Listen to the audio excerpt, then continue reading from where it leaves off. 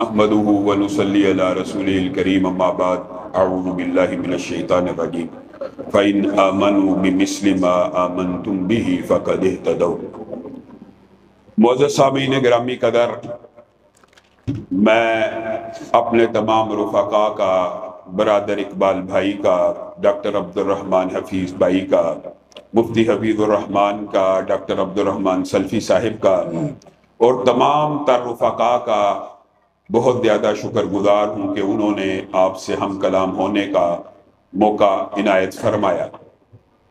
معزز سامعین گرامی قدر، صحابہ کا ایمان ہمارے لیے معیار حق ہے۔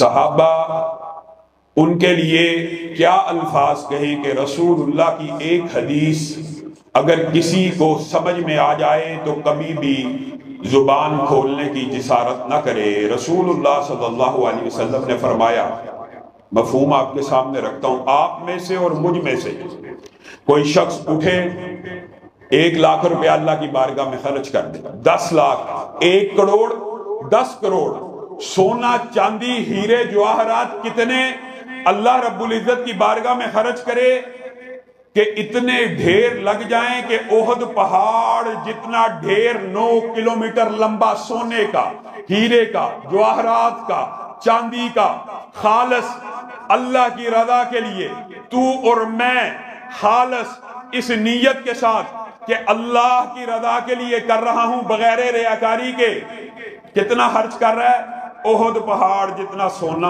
احد پہاڑ جتنی چاندی، احد پہاڑ جتنے پیسے اللہ رب العزت کی بارگاہ میں خرچ کر رہا ہے۔ بتائیے، جو رب ایک کھجور کو احد پہاڑ جتنا کر دیتا ہے، وہ احد پہاڑ جتنے صدقے کو کتنا بڑھائے گا؟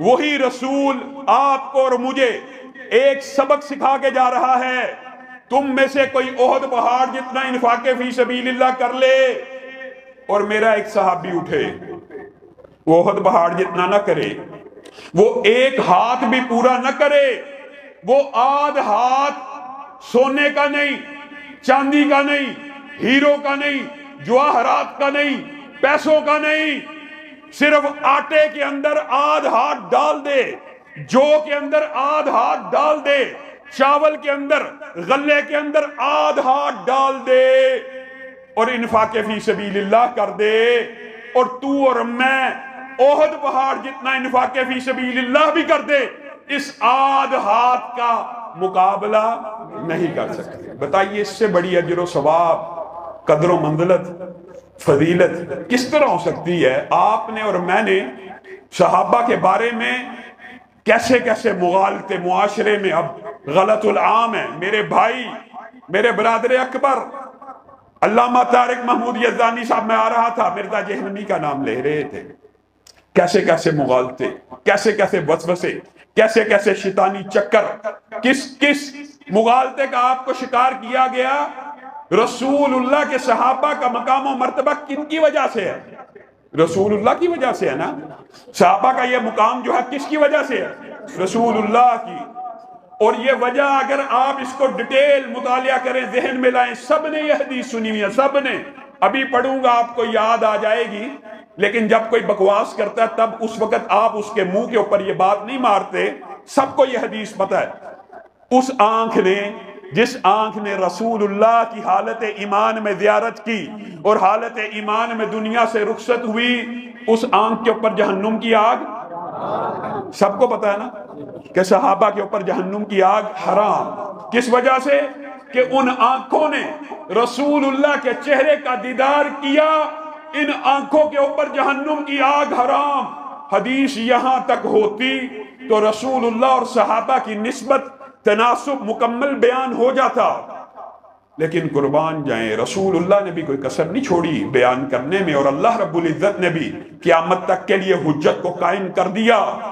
صرف وہ آنکھ جس نے رسول اللہ کا دیدار کیا ہو، اگر کسی نے اس آنکھ کا دیدار کر لیا، یعنی تابعین جنہوں نے صحابہ کی آنکھ کا دیدار کیا، صحابہ کے چہروں کا دیدار کیا، ان آنکھوں کے اوپر بھی جہنم کی آگ کو اللہ رب العزت نے حرام کر دیا۔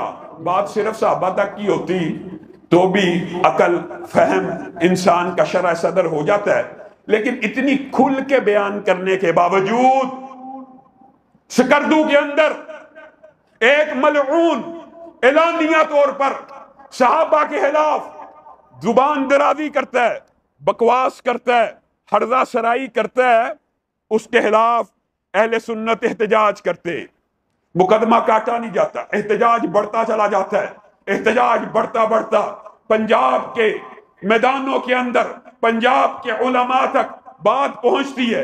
علماء اہل سنت پنجاب کے علماء کو دعوت دیتے ہیں، مجھ جیسے طالب علم کو، مجھ جیسے ایک ادنا طالب علم کے کان میں بھی یہ اذان آتی ہے کہ وہ باقر حسینی کے خلاف، باقر نجوی کے خلاف وہ آغا نے توہین کیا، پرچہ کاٹا نہیں جا رہا، آپ آواز اٹھائیے۔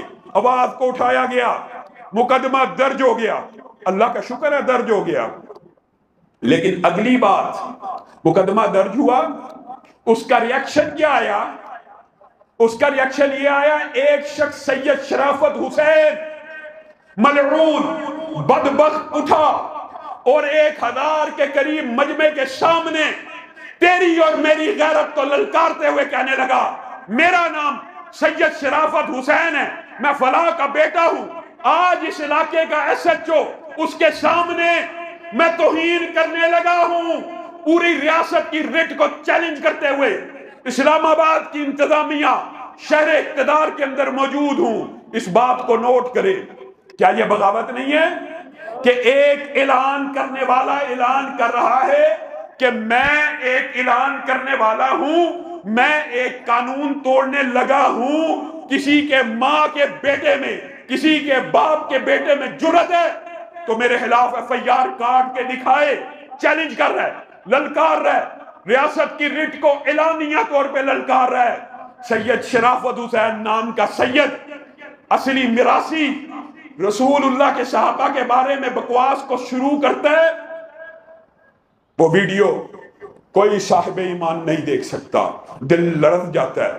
سیدنا ابو سفیان پہ لعنت کرتا ہے، سیدنا امیر معاویہ پہ لعنت کرتا ہے، پوری عوام کو کھڑا کرتا ہے، ان کو کہتا ہے آپ بھی ان کے اوپر لعنت بھیجیں، پھر ریاست کو چیلنج کرتا ہے، پھر ایس ایچ او کو چیلنج کرتا ہے، پھر انتظامیہ کو چیلنج کرتا ہے کہ کسی کے باپ میں جرأت ہے تو مجھے گرفتار کر کے دکھائے، میرے خلاف مقدمہ درج کروا کے دکھائے۔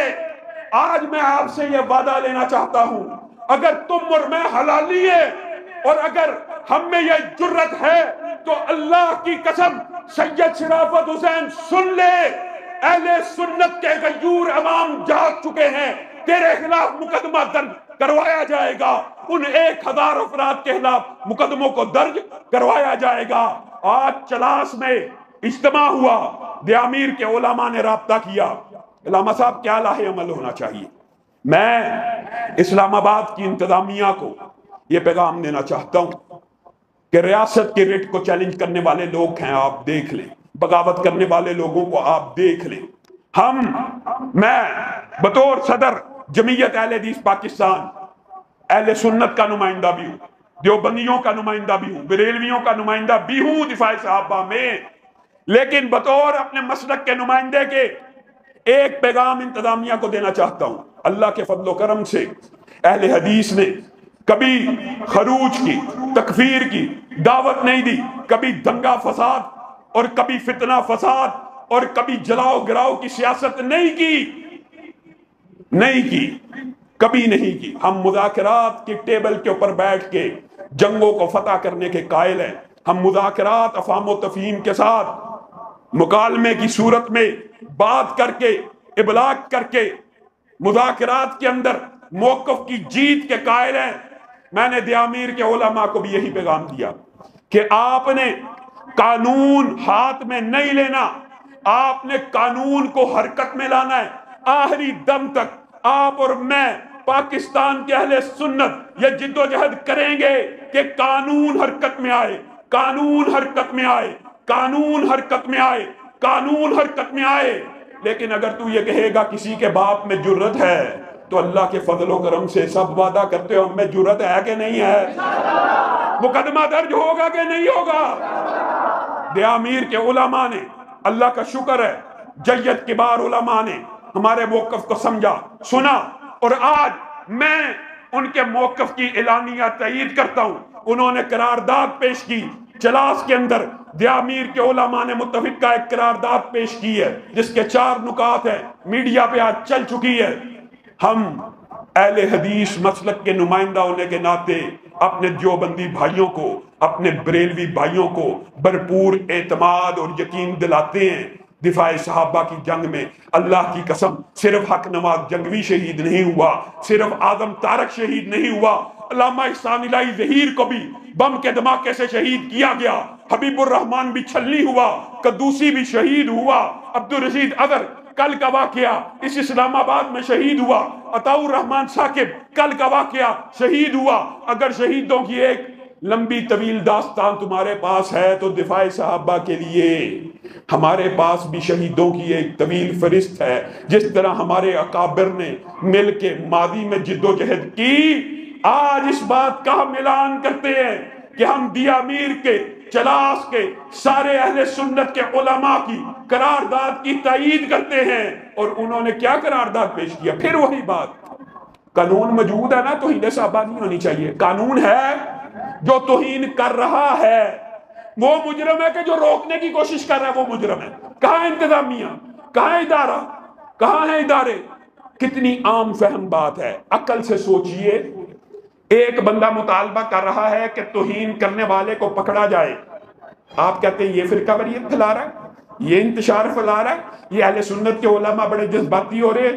ایک بندہ اعلانیہ 1000 کے مجمع میں سیدنا امیر معاویہ کی توہین کرے، سیدنا ابو سفیان کی توہین کرے، وہ انتشار نہیں پھیلا رہا، وہ فرقہ واریت نہیں پھیلا رہا۔ میں اور آپ جو چاہتے ہیں کہ ان کو پکڑا جائے، ہم فرقہ واریت پھیلا رہے ہیں۔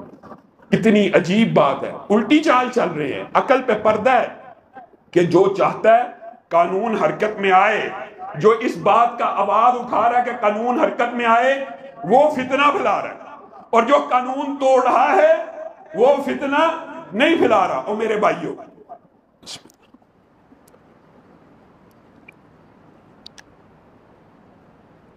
ایک اصولی بات آج آپ نے سمجھ کے جانی ہے۔ یہ ہم انتظامیہ کو بھی سمجھانا چاہتے ہیں، اداروں کو بھی سمجھانا چاہتے ہیں کہ ہم صحابہ کے بارے میں اتنے سینسیٹیو کیوں ہیں، ہم صحابہ کے بارے میں اتنے حساس کیوں ہیں، یہ اہل سنت کے جو مقدسات ہیں ہم ان کی مقدمہ اور ان کی جنگ کیوں لڑیں؟ میرے بھائیوں، یہ اولیاء کی سنت ہے، یہ انبیاء کی سنت ہے، یہ صدیقین کی سنت ہے، یہ شہداء کی سنت ہے۔ کس کا دفاع کرنا؟ صحابہ کا دفاع کرنا۔ اور اگر میں یہ کہوں کہ یہ اللہ کی بھی سنت ہے تو یہ بات بے جا نہیں ہے، اور اس کی دلیل آپ کے سامنے رکھ کے جاؤں گا۔ وَإِذَا قِيلَ لَهُمْ آمِنُوا كَمَا آمَنَ النَّاسِ قَالُوا أَنُؤْمِنُوا كَمَا آمَنَ السُّفَهَاءُ أَلَا إِنَّهُمْ هُمُ السُّفَهَاءُ۔ اللہ کی سنت ہے۔ چند لوگوں نے کہا یہ بے وقوف ہیں، اللہ نے کہا جس نے میرے صحابی کو، میرے رسول کے صحابی کو بے وقوف کہا، وہ بے وقوف نہیں بلکہ کہنے والا سب سے بڑا بے وقوف ہے۔ وَإِذَا لَقُوا الَّذِينَ آمَنُوا قَالُوا آمَنَّا وَإِذَا خَلَوْا إِلَىٰ شَيَاطِينِهِمْ قَالُوا إِنَّا مَعَكُمْ إِنَّمَا نَحْنُ مُسْتَهْزِئُونَ۔ اللہ یستہزئ بہم۔ کچھ لوگوں نے کہا ہم صحابہ کا ٹھٹھا اڑاتے ہیں، اللہ نے کہا تم میرے نبی کے صحابہ کا ٹھٹھا نہیں اڑاتے، میں رب تمہارا ٹھٹھا اڑاتا ہوں۔ بتائیے یہ کس کی سنت ہے؟ یہ اللہ کی سنت ہے کہ کسی صحابی کے بارے میں کوئی لفظ، کوئی جملہ، کوئی حرف اگر زبان سے نکالے گا اس کو پلٹایا جائے گا۔ اگر کوئی صحابی کے بارے میں کہے گا معاذ اللہ برے تھے، تو کائنات کا سب سے بڑا برا ہے۔ کوئی صحابی کے بارے میں یہ کہے گا یہ ایسے تھے، تو سب سے بڑا ایسا ہے۔ کوئی اگر کہے گا صحابی بڑے اچھے تھے، نہیں تو بھی اچھا ہے، صحابہ بڑے اعلیٰ تھے، نہیں تو بھی بہت اعلیٰ ہے۔ یہ اللہ رب العزت کی ایک سنت ہے۔ اور ایمانداری سے بتلائیے گا، آج میں انٹلیکچولی انتظامیہ اور ادارے ایک حرف نوٹ کر رہے ہیں جب سے میں اسلام آباد میں آیا ہوں، کالیں یہ وہ۔ میں آپ سے پوچھنا چاہتا ہوں، آپ سے مخاطب ہوں، آپ ایمانداری سے بتلائیے، آپ نے بتلانا ہے، آپ عدل اور انصاف کا ترازو خود پیمانہ لیجئے۔ رسول اللہ کی حدیث آپ کو پتہ ہے، آپ سب کو پتہ ہوگی، انتظامیہ کو بھی سمجھنے کی ضرورت ہے. اگر آپ میں سے اور میرے میں سے کوئی شخص اٹھے اور یہ کہے کہ فلاں ابن فلاں کافر ہے، فلاں ابن فلاں بے ایمان ہے، عام مسلمان کے بارے میں اور آپ کسی عام مسلمان کے بارے میں کہیں یہ بے ایمان ہے، یہ کافر ہے، صحیح حدیث پتہ ہے نا؟ یا کہنے والا کافر ہو جاتا ہے یا جس کو کہا گیا وہ، یہ حدیث سب کو پتہ ہے. ادارے نوٹ کریں، انتظامیہ نوٹ کرے، ایک مسلمان کو بے ایمان کہنے والا تو بے ایمان ہے، ایک مسلمان کو کافر کہنے والا تو یا کہنے والا کافر ہو جاتا ہے یا جس کے اوپر الزام لگایا جائے وہ کافر ہو جاتا ہے. کیا اہل سنت اتنے ہی مظلوم ہیں کہ اکثریت میں ہوتے ہوئے کسی اپنے مقدسات اہل سنت ہی کی بات کر لیجئے، صرف یہی مقدمہ لڑ لیجئے، ان کے مقدسات کو چھوڑیے، اگر وہ کسی صحابی کے بارے میں کہہ دے وہ بے ایمان ہے، ایک عام مسلمان کے بارے میں کہنے والا بے ایمان ہے، کسی صحابی کے بارے میں کوئی کہہ دے یہ بے ایمان ہے، تو ایمانداری سے بتلائیے اس سے بڑا کوئی بے ایمان ہو سکتا ہے کہ جن صحابہ کے بارے میں اللہ رب العزت نے زمین کی پشت کے اوپر چلتے ہوئے کتنی عظیم سند نازل کروائی ہے، کتنی عظیم سند ہے، کتنی عظیم. میں اور آپ نے کبھی سوچا نہیں جنتی جنت میں چلے جائیں گے، نعمتیں ملیں گی، حور و غلمان، ریشم و دیبا، زمہریر، ہر چیز مل گئی. ایک وقت آئے گا اللہ پوچھے گا، یہ ایک لمبا طویل باب ہے، میرے جنتیوں کس حال میں ہو؟ کہیں گے اللہ ہر چیز مل گئی ہے، بڑے اچھا. وہاں پہ اللہ رب العزت کہے گا وَرِضْوَانٌ مِّنَ اللَّهِ اکبر. آج جنتیوں میں تمہیں ایک ایسی نعمت دینے والا ہوں جو تمہاری سابقہ ساری نعمتوں کو ہیج کر دے گی، پانی کو، دودھ کو، شہد کو، محلات کو، سونے چاندی کے محلات کو، سب نعمتوں کو ہیج کر دے گی. اللہ وہ نعمت کیا ہے؟ وَرِضْوَانٌ مِّنَ اللَّهِ اکبر. آج میں تم سے راضی ہونے لگا ہوں اور تم میں سے کسی ایک کو جنت سے نہیں نکالوں گا جس طرح تمہارے باپ آدم کو جنت سے نکالا تھا. یہ سند جنتیوں کو جو ملنی ہے جنت میں جانے کے بعد، وہ سند اللہ نے زمین کی پشت کے اوپر چلتے ہوئے صحابہ کو عطا کر دی ہے، تو جنتیوں کو آخر میں ملنی ہے. ان صحابہ کے بارے میں اگر کوئی شخص یہ کہے کہ بے ایمان ہے تو کائنات میں اس سے بڑا بے ایمان کون ہے؟ پھر آپ مجھے بتائیے انٹلیکچوئل لیول کے اوپر آئیے مکالمہ کیجئے، انٹلیکچوئل ڈیبیٹ کیجئے. آپ یورپ اور امریکہ کے سامنے اسلاموفوبیا کا جو مقدمہ لڑتے ہیں اور آپ امریکہ اور یورپ کے سامنے حرمت رسول کی جو جنگ لڑتے ہیں، میں پڑھے لکھے افسروں اور اداروں کی انتظامیہ کو مخاطب ہو کے یہ بات کہنا چاہتا ہوں، کیا مقدمہ لڑتے ہیں آپ اور میں یورپ کے سامنے؟ کیا مقدمہ لڑتے ہیں؟ کیا وہ رسول اللہ کو نبی مانتے ہیں؟ نہیں نہ مانتے. وہ رسول اللہ کو نبی مانتے ہیں؟ نہیں مانتے. ہم کیا مقدمہ رکھتے ہیں؟ آپ ہمارے نبی کی توہین مت کیجئے، کیونکہ یہ فریڈم آف سپیچ نہیں ہے، یہ آزادی اظہار نہیں ہے، یہ ہیٹ سپیچ ہے، یہ جذبات کو مجروح کرنے والی، یہ دلوں کو مجروح کرنے والی، دلوں کو زخمی کرنے والی گفتگو ہے. دنیا کے اندر 2 ارب کے قریب مسلمان، جب آپ ان کے نبی کی توہین کرتے ہیں تو یہ آزادی اظہار نہیں، کیا ہے؟ ہیٹ سپیچ ہے. کیا ہے؟ Heat speech. یہ سینٹیمنٹس کو مجروح کر رہی ہے، یہ جذبات کو مجروح کر رہی ہے، یہ احساسات کو مجروح کر رہی ہے. اس کے علاوہ ہم کیا مقدمہ لڑ سکتے ہیں؟ کوئی اور مقدمہ نہیں لڑ سکتے. وہ ہمارے نبی کو نبی نہیں مانتے، وہ ہمارے پیغمبر کو رسول نہیں مانتے. ہم انٹلیکچوئل لیول پہ ان کے ساتھ ڈیبیٹ کرتے ہیں. اگر آپ نے توہین پرچم کا قانون بنایا ہوا، توہین عدالت کا قانون بنایا ہوا، توہین کرنسی کا قانون بنایا ہوا، توہین دستور کا قانون، یہ سارے پڑھے لکھے لوگ جانتے ہیں کہ کسی ملک کے اندر یہ لا موجود ہے، اس کا پرچم نہیں جلایا جائے گا، اس کی کرنسی نہیں جلائی جائے گی، اس کا آئین نہیں جلایا جائے گا. حق کے عزت کے قوانین موجود ہیں، توہین عدالت کے قوانین موجود ہیں، توہین ادارے کے قوانین موجود ہیں، ہمارے پاکستان میں بھی موجود ہے. یہ سارے قوانین موجود ہیں. تو 2 ارب مسلمانوں کے پیغمبر کی اگر آپ توہین کریں گے تو کوئی قانون، کوئی ضابطہ، کوئی اخلاقیات حرکت میں نہیں آتا. یہی مقدمہ ہے جو مسلمان لڑتے ہیں. یہ مقدمہ آپ کے سامنے اس لیے رکھ رہا ہوں کہ آئیے اہل تشیع کے اندر جو کچھ علماء موجود ہیں اس مقدمے کو سمجھیں. آپ کی نظر میں بالفرض مقدسات اہل سنت میں سے کوئی معتبر نہیں ہے، بالفرض آپ کی نظر میں معتبر نہیں بھی ہے، تب بھی آپ کو ان کی توہین کی اجازت نہیں دی جا سکتی۔ کیوں؟ یہ اہل سنت کے نزدیک مقدسات ہے، یہ آزادی اظہار نہیں ہے، یہ ہیٹ سپیچ ہے۔ اگر آپ سیدنا امیر معاویہ کے بارے میں ہردہ سرائی کریں گے، بکواس کریں گے، اہل سنت کے عوام کے سینٹیمنٹس مجروح ہوں گے، جذبات مجروح ہوں گے، احساسات مجروح ہوں گے۔ اللہ کے بندو، جو مقدمہ میں اور تو مل کے یورپ اور امریکہ کے ساتھ رسول اللہ کی توہین پہ لڑتا ہے، وہی مقدمہ تو اہل سنت کے وطن کے اندر، اہل سنت کے دیش کے اندر، اہل سنت کی ریاست کے اندر اس مقدمے کو اڑا دیتا ہے اور اہل سنت کے مقدسات کی توہین کرنا شروع کر دیتا ہے۔ اور عقل پہ ایسا پردہ ہے، عقل پہ ایسا پردہ ہے۔ ہم یورپ کو کیا پیغام دے رہے ہیں؟ ہم مغرب کو کیا پیغام دے رہے ہیں؟ رسول اللہ بڑے اعلیٰ ہیں۔ افسوس ہوتا ہے، رسول اللہ بڑے اعلیٰ ہیں، آپ یہ پیغام دے رہے ہیں رسول اللہ بڑے اعلیٰ ہیں۔ معاذ اللہ ان کی بیویاں اعلیٰ نہیں ہیں۔ رسول اللہ بڑے اعلیٰ ہیں، معاذ اللہ ان کے سسر اعلیٰ نہیں ہیں۔ رسول اللہ بڑے اعلیٰ ہیں، معاذ اللہ ان کا داماد اعلیٰ نہیں ہے۔ رسول اللہ بڑے اعلیٰ ہیں، ان کے بڑے صحابہ تھے، لیکن جب رسول اللہ دنیا سے چلے گئے تھے معاذ اللہ سب بے ایمان ہو گئے تھے، صرف 4 رہ گئے تھے۔ آپ رسول اللہ کی کیا تصویر مغرب کے معاشرے میں، یورپ کے معاشرے میں پیش کر رہے ہیں؟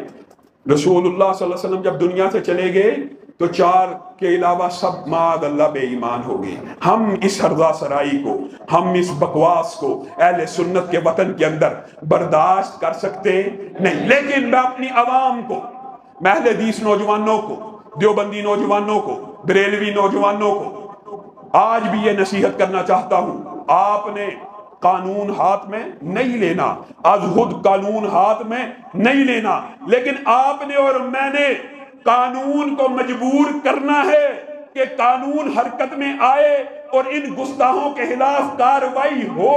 یہ جو دہشت گردی کے ذریعے، جتھا سازی کے ذریعے، گروہ بندی کے ذریعے، جلاؤ گراؤ کے ذریعے اداروں اور حکومتوں کو بلیک میل کرنا چاہتے ہیں، یہ شاید اہل سنت کے ملین مارکس بھول گئے ہیں۔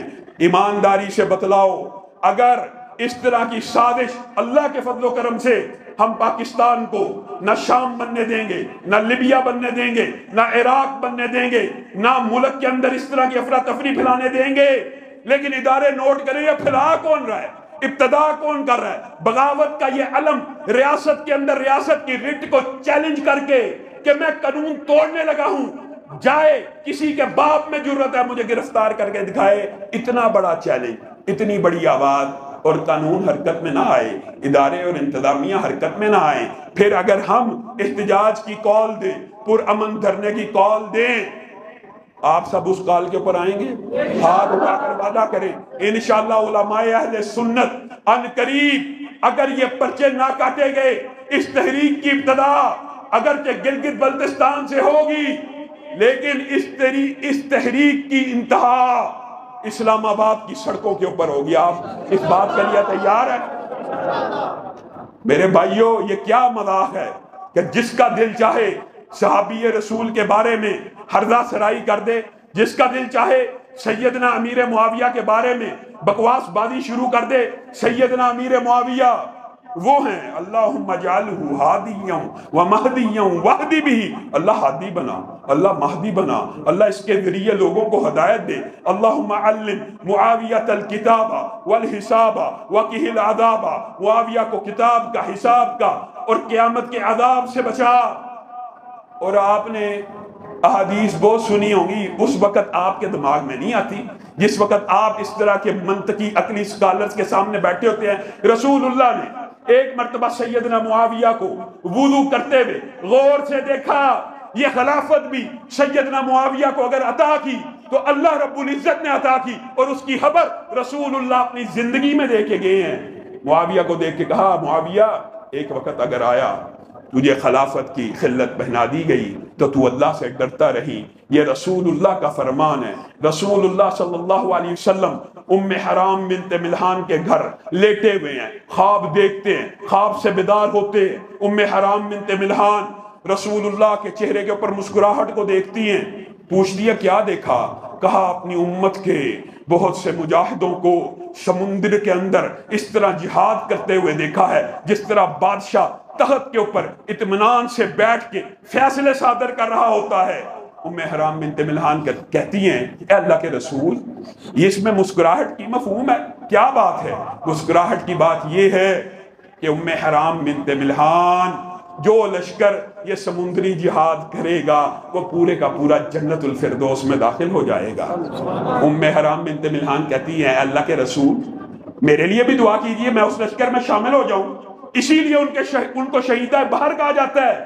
وہ جس لشکر میں شامل ہوئی اس کے امیر کون تھے؟ اس کے ایڈمرل کون تھے؟ امیر البحر، جس کو ایڈمرل آج بھی انگریزی زبان میں امیر البحر کو ایڈمرل کہا جاتا ہے۔ کون تھے؟ سیدنا امیر معاویہ۔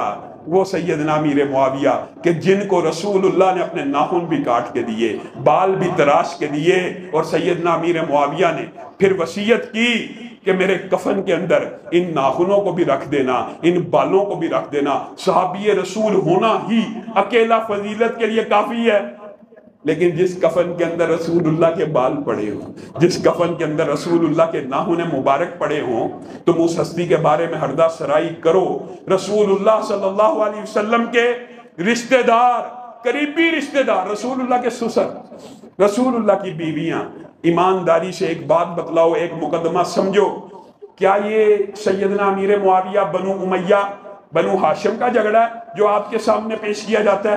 اللہ کی قسم یہ بھی دھوکہ دیا جاتا ہے، دھوکہ دیا جاتا ہے، دھوکہ دیا جاتا ہے۔ میں تو کئی مرتبہ اللہ کا شکر ادا کرتا ہوں، آج سے 8-10 سال قبل جب ہم لوگوں کے سامنے یہ بات رکھتے تھے، یہ ایسی توہین کرتے، ایسی توہین، علامہ صاحب ایسے کر ہی نہیں سکتے، یہ کیسے ہو سکتا ہے اس طرح؟ اب یہ کھل کے سامنے آ گئے ہیں میڈیا کے اوپر، ایسے ایسے شخص ہیں۔ آپ مجھے ایمانداری سے بتائیے، اگر جھگڑا شو آپ کے سامنے یہ کیا جاتا ہے، آپ کے برین کو نیوٹرلائز کیا جاتا ہے، نیوٹرلائز کا مطلب حساسیت ختم کر دی جاتی ہے۔ سیدنا امیر معاویہ کے بارے میں اہل سنت کے دماغ سے حساسیت ختم کرنے کا کام رافضیوں کے ایجنٹ مرزا جہلمین نے جس کی ابتدا کی، وہ سکردو میں اپنی انتہا کو پہنچ چکا ہے۔ یہ آپ کو جو حساسیت ختم کی جاتی ہے وہ کس لیے کی جاتی ہے؟ آپ کہیں یار یہ سیدنا امیر معاویہ بنو امیہ کا مسئلہ ہے اور کوئی مسئلہ نہیں، اور جی شیعوں کو کوئی اعتراض نہیں۔ ایمانداری سے بتلانا، اگر یہ صرف ان کا مسئلہ ہو تو حسین کی شہادت سے 20 سال پہلے دنیا سے چلے جانے والے ابو بکر کو کیوں برا کہا جاتا ہے؟ عمر کو کیوں برا کہا جاتا ہے؟ امی عائشہ کو کیوں برا کہا جاتا ہے؟ امی حفصہ کو کیوں برا کہا جاتا ہے؟ یہ صرف آپ کے دماغ میں یہ اشکال ڈالا جاتا ہے کہ مسئلہ سیدنا امیر معاویہ سے ہے۔ حقیقت میں مسئلہ ان کو سب سے ہے، رسول اللہ کے صحابہ سے ہے، جنہوں نے دین کو غالب کیا، جنہوں نے ایران کی ریاست کو پارا پارا کیا، جنہوں نے کفر کے اوپر ہیبت و لرزہ طاری کیا۔ ان کو مسئلہ ان سے ہے۔ صرف سیدنا امیر معاویہ سے مسئلہ ہوتا تو پوری دنیا کے اندر کبھی سیدنا ابو بکر کی توہین نہ ہوتی، سیدنا عمر کی توہین نہ ہوتی۔ ان کی توہین اس مقدمے کی کو ڈھا دیتی ہے جو شیعت آپ کے سامنے پیش کرتی ہے کہ ہمیں صرف ان پہ اعتراض ہے۔ آج بھی جب یہ توہین صحابہ کا بل پاس ہوا، شیعہ میڈیا کے اوپر اعلانیہ یہ مقدمہ لاڑے ہیں کہ ہم امیر معاویہ اور سیدنا ابو سفیان کو مقدسات تو ہمارے، ہم کہتے ہیں آپ نہ ماننے مقدسات اہل سنت ہی کا احترام کر لی کے سامنے آج بھی یہ مقدمہ کر رہے ہیں ہم ان کا احترام نہیں کریں گے۔ آپ ان کا نہیں کر رہے، آپ تو ابو بکر کا بھی نہیں کرتے، آپ تو عمر کا بھی نہیں کرتے، آپ تو عثمان کا بھی نہیں کرتے، آپ تو امی عائشہ حفصہ کا بھی نہیں کرتے۔ گویا یہ مقدمہ بھی جھوٹا ہے۔ اور انتظامیہ اور ادارے اس بات کو نوٹ کریں کہ میرے اور آپ کی طرف سے توہین صحابہ کی سزا اگر سزائے موت بھی رکھ دی جائے، سزائے موت بھی رکھ دی جائے، عمر قید بھی رکھ دی جائے، مجھے اور آپ کو اعتراض ہو سکتا ہے؟ جنہوں نے توہین کرنی نہیں ان کو کوئی اعتراض ہے؟ تو جنہوں نے توہین کرنی ہے اعتراض صرف ان کو ہے، جنہوں نے توہین کرنی ہے اعتراض صرف ان کو ہے۔ اور پھر دیکھیے کیسے کیسے مغالطے آپ لوگوں کے دماغ میں ڈالے جاتے ہیں۔ ایک مفکر دوران 28/12 حدیث پڑھنے سے عاجز. دیکھیں اللہ تعالیٰ نے رسول اللہ کی زبان کیا ہے؟ عربی. صحابہ کی زبان کیا ہے؟ اللہ نے دین کس زبان میں نازل کیا ہے؟ جو بندہ رسول اللہ کی زبان نہیں جانتا، جو بندہ صحابہ کی زبان نہیں جانتا، وہ حدیث کی ٹرانسلیشن ہے ہمیں بتائے گا، وہ حدیث کی تشریح ہے ہمیں بتائے گا، اور حدیث کیسے بیان کرے گا؟ 28-12. اور بھائی پڑھ کے دکھا اور پڑھ کے سنا. یہ نیا ٹرینڈ. اب اس کے جواب میں ظاہر علماء نے اس کا رد کرنے کے لیے اس کے مطابق نمبر وغیرہ دیے ہیں، لیکن آج تک 1400 سال میں کبھی حدیث اس طرح بیان نہیں کی گئی جس طرح یہ بیان کر رہا ہے. اور بیان کیا کرتا ہے؟ عجیب لوگوں کے دماغ کے اوپر بھی پردہ، اور لوگ اس کے جھانسے میں پتہ نہیں کیسے آگے. اور اللہ کا فضل ہے کہ وہ جھانسا اور وہ چکر اور وہ مغالطہ اب لوگوں کے دماغ سے نکل رہا ہے. ہر بندے کے خلاف بک بک، ہر بندے کے خلاف بک بک، ہر بندے کے خلاف زبان درازی. اندازہ کریں عجیب طرز عمل. 28-12 کی طرف آتے ہیں، لیکن طرز عمل کیا ہے؟ صبح سے لے کے شام تک ممبر کے اوپر بیٹھ کے کہے گا بنو امیہ پیڑے سن، بنو امیہ لعنتی، بنو امیہ ایسے. اور بنو امیہ میں سیدنا عثمان ہے کہ نہیں؟ آپ بتائیے. یعنی سیدنا ابو سفیان ہے کہ نہیں؟ سیدنا امیر معاویہ ہے کہ نہیں؟ ام حبیبہ ہے کہ نہیں؟ صحابہ کی ایک طویل فہرست ہے. میں آپ کو کہوں یار شیخ سارے ہی بغیرت ہوتے ہیں، بٹ سارے ہی پیڑے ہوتے ہیں، چودھری سارے ہی انج ہوتے ہیں. آپ کہیں گے بڑا جاہل اور بد زبان آدمی ہے، لیکن وہ بنو امیہ کے بارے میں صبح سے شام تک بکواس کرتا ہے اور زبان درازیاں کرتا ہے. اور عجیب بات ہے اس کی گستاخیاں بڑھتی چلی گئی ہیں. ابھی گزشتہ دن ایک ساتھی نے مجھے اس کا ایک کلپ دکھایا ہے. اس نے یہاں تک کہہ دیا ہے کہ لوط علیہ السلام بھی اگر آج اس دنیا میں ہوتے تو میرے فالوور دیکھ کر رش کرتے، تجھ پہ لعنتیں بھیجتے، تیرے پہ رش کرتے. وہ کہتا ہے کہ قرآن پاک کو بغیر ترجمہ پڑھنا ایسے ہے جیسے فرینچ میں گالیاں نکال. اولیاء تے شاہی کوئی نہیں، بابے تے شاہی کوئی نہیں، حسن تے شاہی کوئی نہیں، انبیاء تے شاہی کوئی نہیں. یہ کون سی توحید تو بیان کر رہا ہے؟ کیا انبیاء کا رسول اللہ کے ساتھ، رسول اللہ کا اور انبیاء کا اللہ کے سامنے مقام ہے کہ نہیں؟ اللہ کے ہاں بھی انبیاء اور رسولوں کا مقام ہوتا ہے کہ نہیں؟ پھر جواب عجیب دیتا ہے میری مراد اللہ کے سامنے. اور بھائی اللہ کے بھی محبوب ہوتے ہیں، تجھے کس نے کہا کہ اللہ کے سامنے شاہی کوئی نہیں؟ اللہ کے بھی محبوب بندے ہیں. تو کس طرح کی گفتگو کرتا ہے، تو کس طرح کی ارداد. 28-12 کے بارے میں لوگوں نے میرے سے آنے کے وقت سوال کیا، اس لیے میں وضاحت کر دینا چاہتا ہوں. حضرت علی کے گروہ کے بارے میں اور حضرت امی عائشہ کے گروہ کے بارے میں اعلانیہ کیا چکا ہے. طلحہ اور زبیر، امی عائشہ، یہ سارے کا سارا گروہ سیدنا امیر معاویہ کا گروہ جہنم کی طرف بلانے والا گروہ ہے. معاذ اللہ. جب ہم یہ کہتے ہیں معاذ اللہ تو وہ کہتا ہے یہ حدیث کے اوپر کہتے ہیں معاذ اللہ، تیرے ترجمے کے اوپر، تیرے عقل اور شعور کے اوپر، تیری ٹرانسلیشن کے اوپر معاذ اللہ کہتے ہیں. حدیث پڑھ تو صحیح، حدیث پڑھے گا تو پتہ لگے گا. عمار کو فیہ باغیہ قتل کرے گا جو جہنم کی طرف بلانے والا ہوگا، اور عمار جنت کی طرف بلانے والا ہوگا. اب ایمانداری سے بتلائیے کیا یہ حدیث صحابہ کو نہیں تھی پتا تھی نا؟ رسول اللہ صلی اللہ علیہ وسلم اپنے نواسے کو آتا دیکھ رہے ہیں، حسن کہہ رہے ہیں یہ میرا بیٹا سردار ہے. سب کو پتا ہے یہ میرا بیٹا سردار ہے، یہ مسلمانوں کے 2 عظیم گروہوں میں صلح کروائے گا، یہ مسلمانوں کے 2 عظیم گروہوں میں صلح کروائے گا. جہنمی تیرا رد تو اسی حدیث کے اندر موجود ہے. تو کہہ رہا ہے ایک گروہ جہنم کی طرف بلانے والا ہے، رسول اللہ کہہ رہے ہیں یہ میرا بیٹا سردار ہے جو مسلمانوں کے 2 عظیم گروہوں میں صلح کروائے گا. حضرت حسن کو اس حدیث کا نہیں تھا پتا کہ سیدنا امیر معاویہ معاذ اللہ جہنم کی طرف بلانے والے ہیں، اور میں ان کے ہاتھ پہ بیعت کر رہا ہوں اور انہیں متفقہ خلیفۃ المسلمین بنا رہا ہوں. ایمانداری سے بتائیے گا جنگ جمل اور صفین کے بعد حسن نے صلح کی ہے کہ پہلے کی ہے؟ بعد میں کی ہے نا. وہ جنگوں کے بعد صلح ہوئی ہے نا. سیدنا امیر معاویہ کے دور میں صلح ہوئی ہے نا. سیدنا علی کی جنگوں کے بعد صلح ہوئی ہے نا. سیدنا عمار کی شہادت کے بعد صلح ہوئی ہے نا.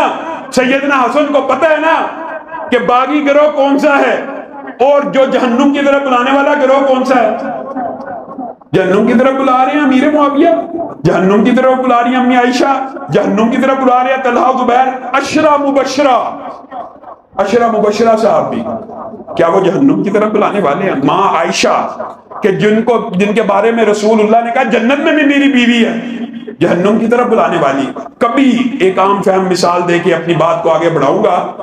عام فہم مثال ہے، کبھی کسی اہل سنت نے، اہل سنت میں سے چاہے دیوبندی ہو، اہل حدیث ہو، بریلوی ہو، کسی نے آج تک یہ کہا ہے کہ طلحہ اور زبیر عشرہ مبشرہ ہیں، اتفاق ہے، اور ان کو جو گروہ قتل کرے گا وہ پورا جہنم کی طرف بلانے والا ہو؟ کسی نے آج تک یہ کہا؟ حتیٰ کہ حضرت علی نے خود یہ جملہ کہا. زبیر کی جب قتل کر کے وہ بندہ سیدنا علی کے پاس آیا اور آ کے کہنے لگا میں نے اتنے بڑے جرنیل کا سر آپ کی بارگاہ میں پیش کیا تو مجھے انعام و اکرام پیش کیا جائے، تو سیدنا علی نے کیا جملہ کہا تھا؟ اے زبیر کے قاتل، تجھے جہنم کی بشارت ہو، کیونکہ میں نے رسول اللہ سے سنا تھا ہر صحابی کا ایک حواری ہوتا ہے اور میرا حواری زبیر ہے. اب کوئی اہل سنت کا بندہ اٹھ کے کہتا ہے کہ سیدنا علی نے جہنم کی بشارت دی ہے تو سیدنا علی کا گروہ جہنمی ہو گیا، معاذ اللہ. کوئی نہیں کہہ سکتا. ہاں، اہل سنت کا اجماعی عقیدہ، متفقہ عقیدہ، 1400 سال سے پختہ عقیدہ، جہنم کی طرف بلانے والا گروہ کس کا تھا؟ خارجیوں کا. کس کا تھا؟ خارجیوں کا. یہ اجماع امت ہے کہ جہنم کی طرف بلانے والا گروہ کس کا تھا؟ خارجیوں کا تھا. کچھ حضرت علی کے لشکر میں تھے، کچھ وہاں تھے، انہوں نے صحابہ کو شہید کیا، یہ گروہ جہنم کی طرف بلانے والے تھے. امی عائشہ کا لشکر جہنم کی طرف بلانے والا نہیں تھا، سیدنا امیر معاویہ کا لشکر جہنم کی طرف بلانے والا نہیں تھا. اور اگر تھا تو حضرت حسن نے صلح کیوں کی؟ حضرت حسن نے رسول اللہ کی اس حدیث کو سچا ثابت کیا کہ مسلمانوں کے دو عظیم گروہوں کے مابین صلح کروائیں گے. یہ تو وہ بات ہے جو کسی ساتھی نے سوال کیا 28/12 کا. آخر میں چند باتیں آپ سے یہ بھی کرنا چاہتا ہوں کہ میں اور آپ دفاع صحابہ کی مشترکات کے اوپر ایک ہے، ختم نبوت کے مشترکات کے اوپر ایک ہے، لیکن ایک فلسفہ میں نے اور آپ نے نہیں سیکھا. ہم نے عالم دین کو، مولوی کو اپنا رہنما نہیں مانا. ہمارا رہنما عمران خان، ہمارا رہنما نواز شریف، ہمارا رہنما بلاول بھٹو زرداری. رسول اللہ کا جو دین ہے اس کے مطابق رسول اللہ صلی اللہ علیہ وسلم نے فرمایا تھا کہ بنی اسرائیل کے اندر سیاسی وارث نبی کے بعد نبی ہوا کریں گے اور میرے بعد نبی نہیں آئیں گے، لیکن میرے بعد علماء آئیں گے، اور علماء نبیوں کے بھی وارث ہوں گے اور رسول اللہ کے بھی وارث ہوں گے. کیا وہ علماء صرف مصدق رسول کے وارث ہوں گے کہ سیاست رسول کے وارث بھی ہوں گے؟ عام فہم بات. کیا پورے رسول کی وراثت کے حصے دار ہیں؟ تختے رسول کے وارث ہوں گے کہ صرف مصدق رسول کے؟ سیاست رسول کے وارث ہوں گے کہ صرف مصدق رسول کے؟ معاشرت رسول کے وارث ہوں گے؟ عدالت رسول کے وارث ہوں گے؟ نہیں جی، صرف مصدق رسول کے. منبر کا مولوی، مصلے کا مولوی سیاسی بات نہ کرے. کیوں؟ سیاسی وارث چور ہے، سیاسی وارث لٹیرا ہے، جگیردار ہے، بڈیرا ہے. عقل کے اوپر تف ہے کہ جگیر درانہ اور سرمایہ درانہ نظام نے آپ کو کس مغالطے میں ڈال دیا، آپ کو کس وسوسے میں مبتلا کر دیا کہ سیاست کا منبر کے ساتھ کوئی لینا دینا نہیں، سیاست کا مولوی کے ساتھ کوئی لینا دینا نہیں. حتیٰ کہ بڑے پڑھے لکھے لوگ کئی مرتبہ مولوی منبر کے اوپر سیاسی گفتگو، مولوی صاحب سیاسی گفتگو مت کریں. اچھا جی، سیاسی گفتگو کون کرے؟ میرے علاقے کا چور کرے گا، میرے علاقے کا بڈیرا کرے گا، میرے علاقے کا جگیردار کرے گا. تف ہے آپ کی عقل کے اوپر کہ آپ نے منبر رسول کے اوپر تو کرائٹیریا بنا لیا کہ منبر رسول کے اوپر زانی کھڑا نہ ہو، شرابی کھڑا نہ ہو، بدکار کھڑا نہ ہو، ڈاکو کھڑا نہ ہو، قبضہ مافیا کھڑا نہ ہو. چھوٹے سے چھوٹا عیب آپ عالم کا اور مولوی کا دیکھتے ہیں کہ منبر رسول کا وارث ہے. اہم ہے، بات اچھی ہے کہ مصلی رسول کے اوپر جس نے کھڑا ہونا ہے اس کے اندر عیب نہ ہو، لیکن جس نے تخت رسول کے اوپر بیٹھنا ہے وہ زانی بھی ہو جائے، وہ شرابی بھی ہو جائے، وہ بے ایمان بھی ہو جائے. آپ کو یہ سرمایہ درانہ نظام نے یہ فلسفہ دیا کہ دین کو ریاست سے الگ کر دیا جائے، دین کو، سیاست کو مسجد سے الگ کر دیا جائے، اللہ کی قسم میں اور طارق یزدانی اور ذاکر الرحمان صدیقی اور جمعیت اہل حدیث پاکستان کے سارے رہنما ایک مسجد میں گھس جائیں، اللہ اللہ کی تسبیحاں نکال لیں، سبحان اللہ کی تسبیحاں نکال لیں، کسی دنیا کے کفر کو کوئی فرق نہیں پڑے گا۔ فرق کب پڑتا ہے؟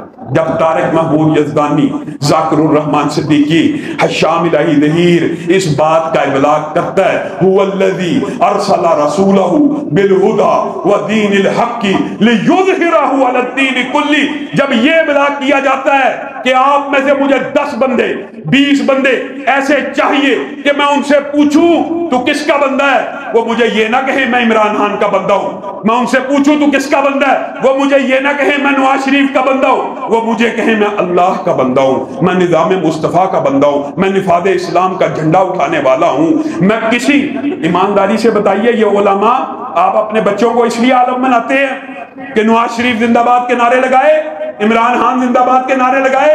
عالم اس لیے بنایا جاتا ہے کہ رہنما بنے، مقتدا بنے، پیشوا بنے، رہبر بنے، امام بنے۔ انبیاء کی وراثت ہے، انبیاء کی وراثت، اللہ کی قسم شہر اقتدار میں بیٹھ کے یہ بات کہہ رہا ہوں، علل اعلان کہہ رہا ہوں، نبی کی وراثت میں صرف منبر رسول نہیں ہے، سیاست رسول بھی ہے، تخت رسول بھی ہے۔ ہاں البتہ مجھے اور آپ کو اس ٹارگٹ کو اچیو کرنے کے لیے بھی بلٹ کا سہارا نہیں لینا، بیلٹ کا سہارا لینا ہے، عوام کو ابلاغ کرنا ہے، بیلٹ کا سہارا، بلٹ کا سہارا نہیں، بیلٹ کا سہارا۔ مولوی نے ووٹ نہیں پانا، مولوی نے جتنا نہیں، اور بھائی تو ووٹ تے پا، آپ سے یہ پوچھا جائے گا، آپ کے ووٹ کا کل قیامت کے دن حساب ہوگا۔ آپ نے ووٹ دیا نواز شریف کو، آپ نے ووٹ دیا پی ٹی آئی کو، انہوں نے ٹرانسجنڈر بل، میرے بھائی وہ عبد الرحمان ایڈوکیٹ سامنے بیٹھے ہوئے ہیں، اللہ کے فضل و کرم سے پوری جد و جہد ہے ان کی، اس ٹرانسجنڈر بل کے خلاف وفاقی شرعی عدالت کے اندر ہم نے کیس لڑا ہے، جمعیت اہل حدیث کی نمائندگی کرتے ہوئے ہم نے وہ کیس اللہ کے فضل و کرم سے قانون کے ادارے میں، آئین کے ادارے میں جیت کے دکھایا پاکستان کے مسلمانوں کو۔ لیکن رزلٹ کیا نکلا آپ کو پتا ہے؟ دکھ کی بات ہے، وفاقی شرعی عدالت سے سیکیورٹی واپس لے دی گئی کہ وفاقی شرعی عدالت نے ان مولویوں کے کہنے کے اوپر ٹرانسجنڈر بل کے خلاف فیصلہ کیوں دے دیا؟ ہم اگر بیلٹ کے ذریعے بھی ابلاغ کرنا چاہتے ہیں تو آپ ہمیں روکیں گے، ہمارے سانسوں کو تنگ کریں گے تو بتائیے۔ میں لیکن پنجاب کے اور اسلام آباد کے عوام سے یہ بات ضرور کہنا چاہتا ہوں کہ کے پی کے اس لحاظ سے ہم سے آگے ہے، وہاں کے عوام میں یہ شعور موجود ہے کہ ممبر رسول کا وارث اسمبلی میں ہونا چاہیے، لیکن پنجاب کے عوام میں یہ شعور ہی موجود نہیں ہے۔ وہ ووٹ دیتے چوروں لٹیروں کو ہیں، اور جب وہ قانون سازی ہوتی ہے اس کے اوپر خاموش، اس کے اوپر خاموش۔ آپ ایمانداری سے بتلائیے، بات ہو سکتا تلخ ہو لیکن آپ نے ایمانداری سے بتلانا ہے، اپنے اوپر ہی اپنے گربانوں کو جھانک لیجئے۔ میں دیوبندی بھائیوں کو یا بریلوی بھائیوں کی بات نہیں کرتا، ہمارے بھی اسمبلی میں 2 نمائندے موجود ہیں نا۔ آج تک مرزا جیلمی کو پکڑوانے کی کوشش کی گئی، کل جو گستاخی ہوئی اس کے اوپر آواز اٹھائی گئی۔